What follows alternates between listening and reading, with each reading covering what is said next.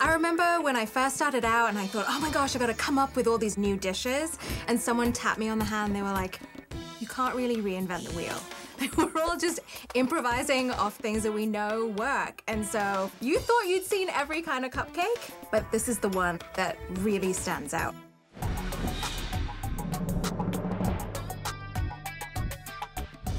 Welcome to my kitchen, my real life kitchen. Cool, huh? So this is my favorite part of it. It's my spice wall. My husband made it for me. So this is magnet paint and chalkboard paint. And look, my spices come off. Isn't it amazing? I've been making lasagna for ages. And then there was this company here in LA making lasagna cupcakes. And I was like, I can do that. You need a nice big pot and set it over medium heat and let it warm. And then I'm adding a little olive oil, a couple tablespoons. And then I'm doing something that's not Italian whatsoever. I'm going to my spice wall and I'm gonna add a couple Indian spices in here, some whole cinnamon and some whole cloves. And this is kind of a cheat. It'll make the sauce taste richer and deeper, and I'll give it that all-day flavor. And then I scoop them out so that no one has to bite down on them. Onions and garlic go in, a little salt, and then just cook that until it sort of softens.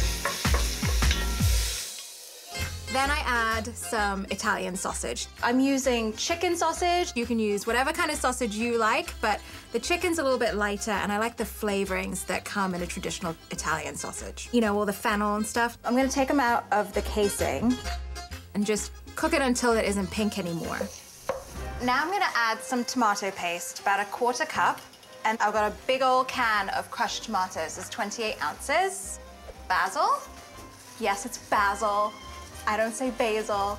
A little salt and pepper, stir it together, and just let it cook for 15 minutes so all those flavors come together. While the meat sauce is simmering, I'm gonna make the ricotta filling. So ricotta goes in, Parmesan cheese, some mozzarella.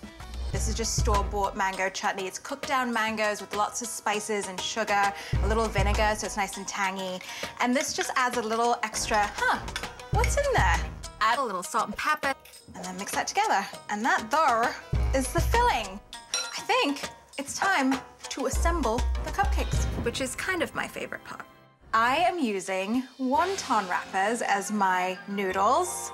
Brilliant. They're easy to come by. They're already the right size. It's perfect. And I put a little bit of the meat sauce over that, a little ricotta filling, and then put another wonton wrapper on there, but I like to move it like 90 degrees. I know, it's like the geek in me. See, it already is starting to look like a flower. And then ricotta. And then I put a little basil leaf on there. It's my nod to The Sopranos because Carmela would always, that was her secret, that she would put the basil leaves under the pasta, so that's what I do. And then to top it all off, a little more meat sauce, some mozzarella, and some Parmesan, so they're nice and brown and beautiful. And you just make it like a little factory, and then you're done. And they're gonna bake for 20 minutes. When they're done, I'll put them on a platter, bring them to the center of the table, and just let people go for it. That's excellent. Right? These cupcakes are irresistible. I mean, I have a gluten allergy, and I can't help but eat them. Pretty dang good.